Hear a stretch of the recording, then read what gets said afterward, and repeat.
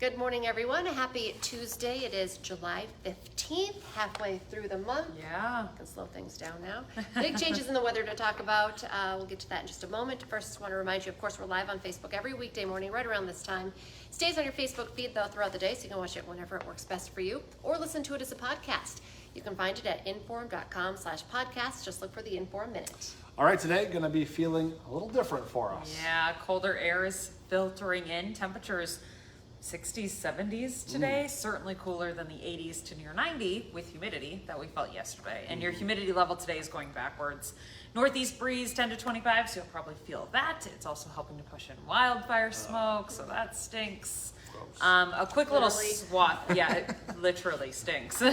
Quick swath of smoke on its way in. So you're kind of going to notice, I think, pretty quick, sharp, sudden drop-offs in air quality, stench, visibility, that sort of thing. It does thin later this evening toward the overnight, but still kind of just haze lingering for tomorrow. What else? Scattered thunder showers today, just kind of polka-dotting the map, scooting on through. There is a chance for some of these to become hailers in the southeastern sections later on tonight, just as the same cold front is moseying its way down to the southeast. As it gets hit with the heat of the day, we could watch out for hail. Wabton, Fergus Falls up toward Wadena. They develop though and then move to the southeast, so our window of time here is pretty short. Otherwise, just rumbles of thunder, maybe a quick downpour. We did have heavy rain in spots overnight, anywhere from 2 to 3.5 inches for rainfall reports. So quite a bit of rain in some of those soakers last night. Today, mainly just the scattered thunder showers and then again cooler. Tomorrow, another pass of rain moves through, focused on the southern parts, and I don't even think the thunder part of it, just the plain rain. Yeah. Cool, cloudy, breezy, almost fall-like tomorrow. Sorry. That's a scary word. Already. Just a one day only. Temperatures will be 60s. 65 is what we're forecasting tomorrow, and we're waking up at about 58, so really we spend the day near 60 degrees. I would say the breeze is going to be noticeable out of the northeast tomorrow. Again, cloudy, few showers. We start warming up by the time we get to Thursday. Thursday morning, though, is actually the bottom of this cold snap. It's kind of going to be our coldest spot. 40s up north, near 50 in the south for your Thursday morning temperature. By the afternoon, sunny and back up into the 70s. Looks like a pleasant afternoon. Friday evening, we watch out for another cold front that can bring in another chance of thunderstorms. And then through the weekend, dry, nice looking weekend. Temperatures up near 80, so back closer to more of a summer-like feel. Near average, right on average for this time of year. I have 80s to near 90 back next week, so it is not fall. Don't come for me. There's still more summer to go, especially by next week. You're going to feel more heat, humidity, and thunderstorm chances, so we'll watch out for that. I'd say Monday, Tuesday looks to be another thunderstorm pass. Okay, that's pretty much it. Thanks. Thanks, Lydia. Okay, well, we're tracking breaking news out of Frazee this morning. A man has been arrested after a standoff in the Ottertail River. It actually all started when a Frazee police officer pulled over 28-year-old Cole Franzen for possibly being impaired. The officer did a field sobriety test on Franzen. He then ran away and jumped into the river. He actually buried himself in mud, camouflaged himself with cattail reeds.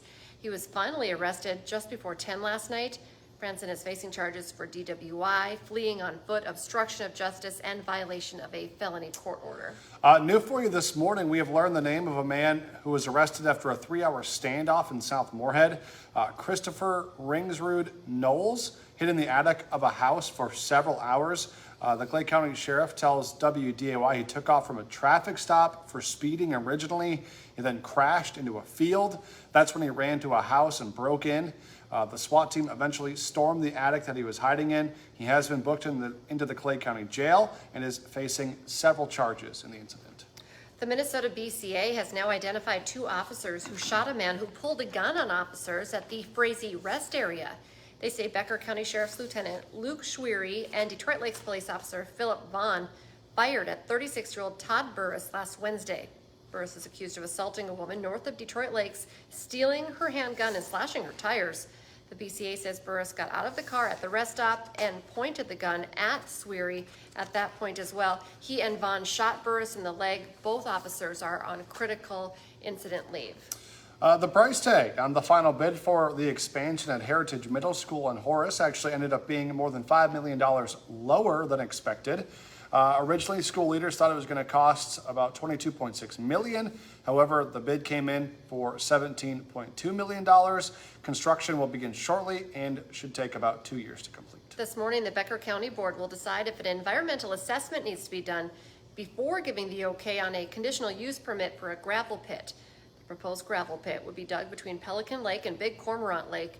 People who live nearby filed a petition asking for an environmental assessment before that project moves forward.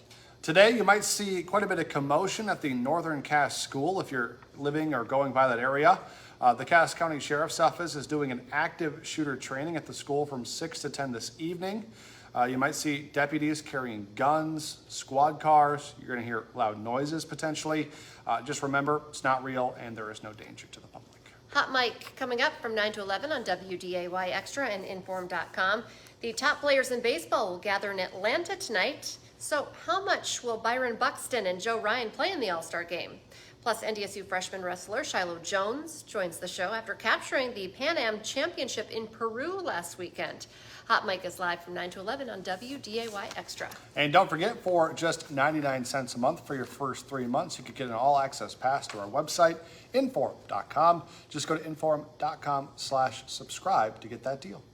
Join us for our next newscast. It's coming up at 11 this morning, and then we start again this afternoon at 4, 5, 6, 9, and 10. And we're back with First News tomorrow morning from 5 to 7, so be sure to join us then. Have a great day, everyone.